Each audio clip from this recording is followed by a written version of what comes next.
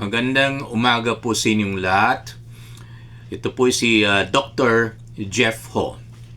Nabanggit po natin noon na yung asim po sa stomach natin ay pabor po sa atin. Pwera lang kung nalipasan na kayo ng gutom, okay, dahil sa pag-aubuso ng katawan, kaya dadami yung acid sa stomach at magkakaroon po kayo ng hyperacidity.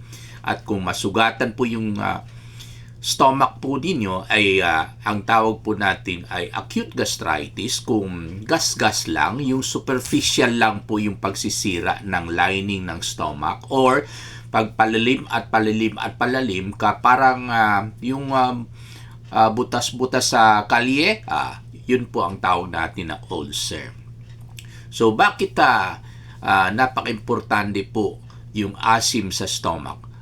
Isa rin para mamamatay ang mikrobyo pag meron tayong nakain na contaminated food or nainom po na contaminated drink, no? Okay, doon po papatayin kaagad yung mikrobyo.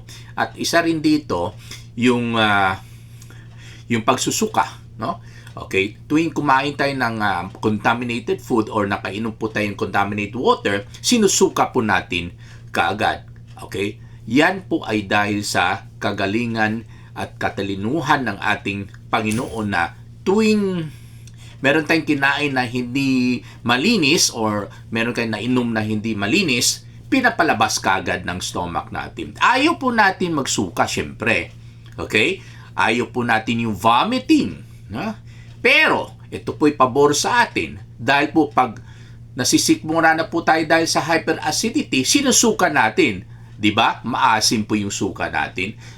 Maganda po yan dahil binabawasan ng Panginoon yung asim na sikmura natin tuwing nagkakaroon po tayo ng hyperacidity. No? Ayaw natin ang pagsusuka pero pabor po yan sa atin.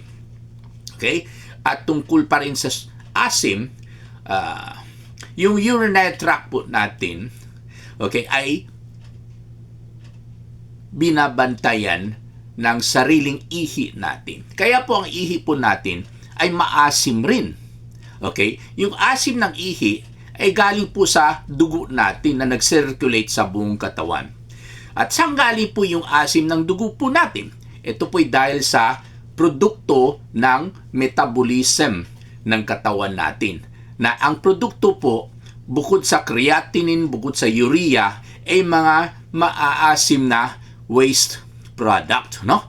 Okay? Kaya po pagdating sa ihi, ito po'y maasim at syempre dahil po maasim, hindi po mabubuhay yung mikrobyo sa ihi natin. Kasi po ang mikrobyo po ay gusto nila yung alkaline medium, hindi po yung acidic medium.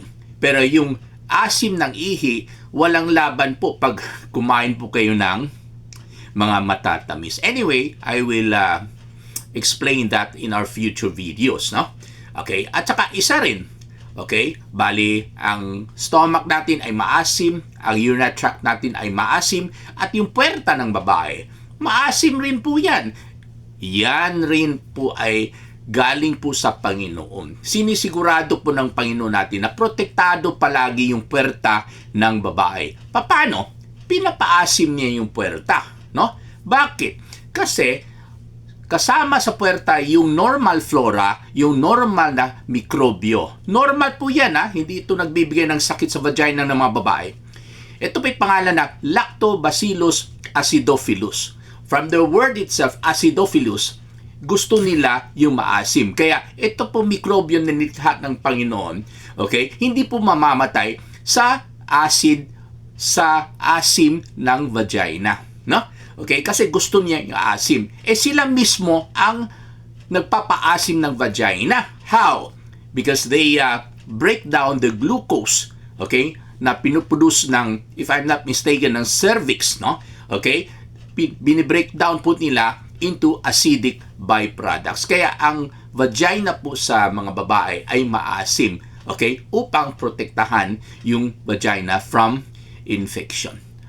Maraming salamat po.